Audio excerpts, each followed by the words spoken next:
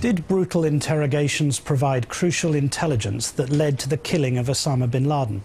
The renewed debate brings to mind a remark by former Vice President Dick Cheney about waterboarding.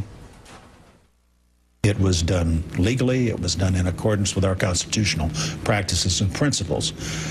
President Obama campaigned against it all across the country, and now he's making some choices that, in my mind, will in fact raise the risk to the American people of another attack. Colonel Stephen Kleinman is a senior Air Force interrogator who was once termed the most hated officer in Iraq when he tried to stop the harsh techniques he witnessed there. And Colonel Kleinman joins me now from San Jose, California. Good afternoon, sir.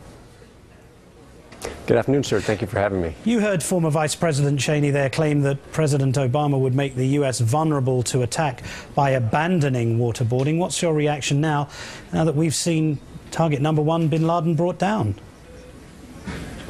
Well, I disagreed with the former vice president's position when he first articulated that many years ago, and I disagree with it, if possible, even more profoundly today. But don't you accept that the techniques, in some sense, have been vindicated by the death of bin Laden?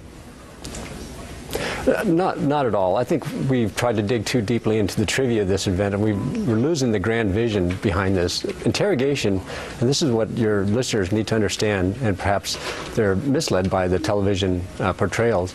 Interrogation is all about access to somebody's uncorrupted and reliable memory. It's science. It's not art.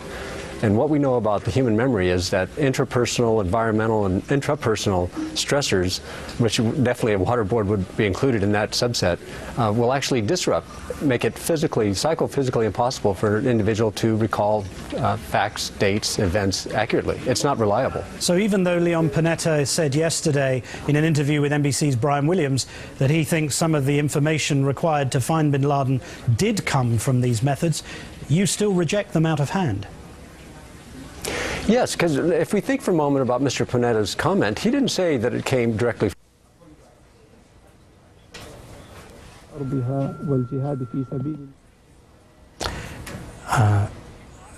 Stephen Kleinman, I'm sorry we've lost our link with you, but thank you for joining us.